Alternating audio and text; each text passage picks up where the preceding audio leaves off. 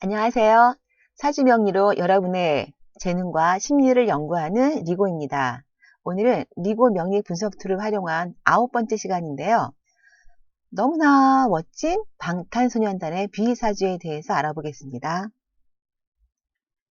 이렇게 멋진 무대에서의 모습도 비의 모습이고요. 정말 진지한 눈빛을 가진 모습도 비의 모습이죠. 과연 그의 사주는 어떤 모습일까요? 네, 비는 자기 자신을 의미하는 글자 일간이 을목이에요.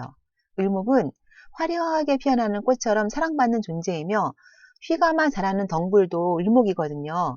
누군가를 의지하여 끝까지 견디는 의지력의 최고봉입니다. 그러므로 비는 독자적인 활동보다는 이렇게 그룹 활동하는 것이 훨씬 자기 자신을 돋보이게 할 수 있는 그런 방법이라고 볼 수 있거든요. 잘 선택한 것 같습니다.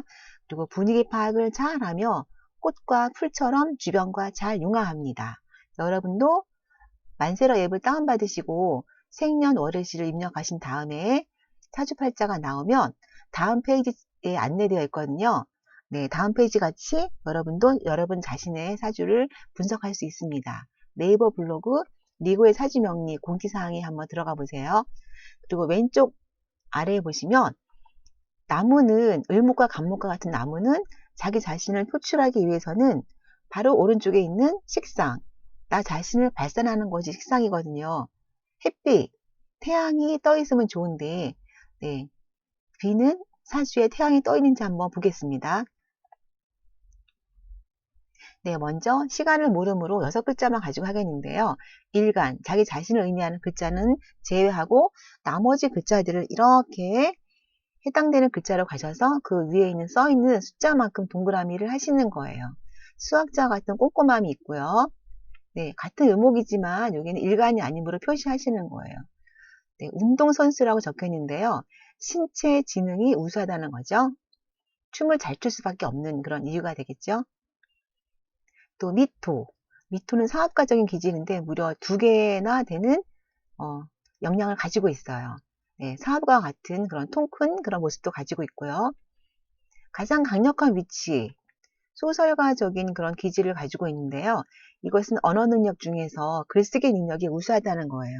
그리고 본인이 글도 잘 쓰고 그다음에 소설가처럼 이렇게 글 읽는 것, 쓰는 것을 다 좋아한다는 의미인데 비가 읽었던 소설이 굉장히 유명해졌다는 얘기를 들었는데 비는 일부러 그런 것이 아니라 정말 자신이 원해서 읽고 원해서 쓸 거예요. 그리고 마지막에 해수. 해수는 교육자와 같은 그런 위치에 있는데요. 네, 남들을 가리키는 것도 좋아하는 기질을 갖고 있습니다. 사주가 너무 깔끔하죠. 군더더기 없이 이렇게 네, 마지막 해수를 안 했네요. 네, 군더더기 없이 이렇게 구성이 되어 있습니다.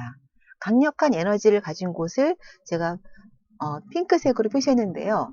소설가적인 사업가, 사업가적인 소설가 이렇게 한번 만들어 보았습니다.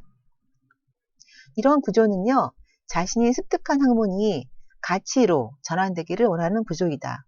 교육사업 계열이 적합하며 꼭 교육사업을 하지 않더라도 내가 가지고 있는 그런 능력, 그런 것을 이렇게 사회에 보여주고 나타내주고 사람들에게 인정받기를 원한다는 거예요.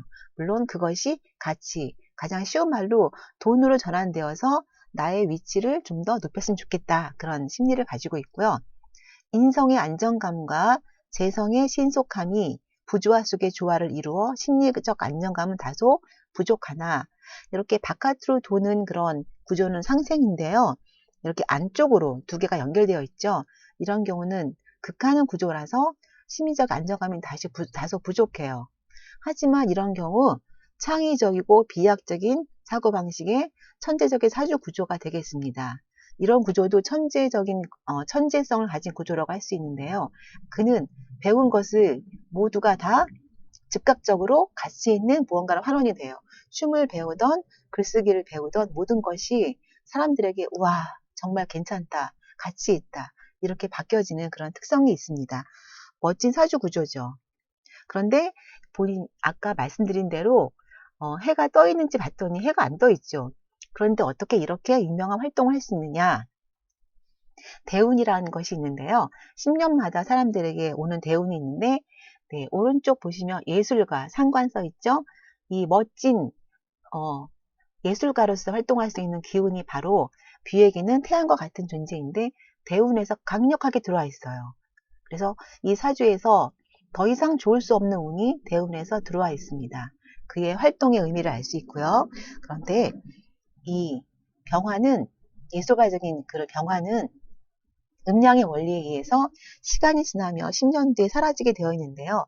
그 다음에도 나쁜 운은 아니에요. 그 다음에는 정치가 공직자에 해당되는 글자가 들어와서 그동안 자신이 활동한 것을 조직화하고 시스템화해서 물론 그는 뒤는 지금까지 활동한 동료들하고 함께 계속 쭉 갈 것 같아요. 사주상 볼 때 함께 하지만 자신의 명예와 자신의 위치가 확고한 그런 시스템을 구축하여서 운영을 잘 할 것 같습니다. 너무 부럽죠. 그렇다면 다음으로 뷔가 진정 지향하는 삶은 무엇일까요? 살펴보겠습니다. 1간 바로 옆에 있는 위치는 삶의 객관성이에요. 정제. 그래서 이거는 명리 용어인데요. 수학자적인 기질을 갖고 있어서 남들에게는 꼼꼼하고 세밀하고 빈틈이 없는 모습을 보여주기를 바래요.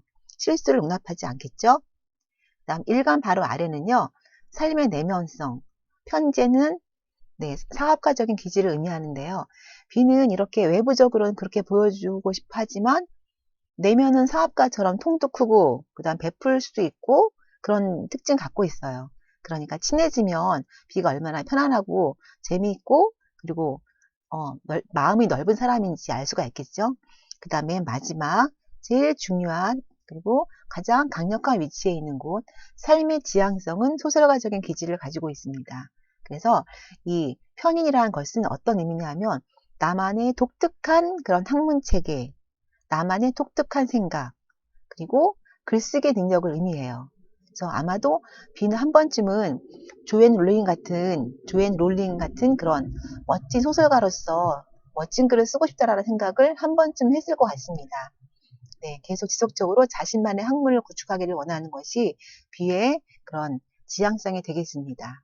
그리고 그것이 나만의 생각으로 그치지 않고 남들에게 멋지게 보여주기 원하는 그런 구조를 가지고 있습니다.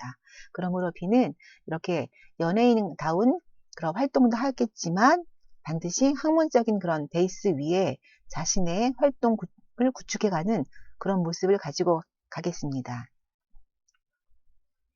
마지막으로 멋진 뷔의 모습 한 번 더 보겠습니다. 볼수록 멋있네요.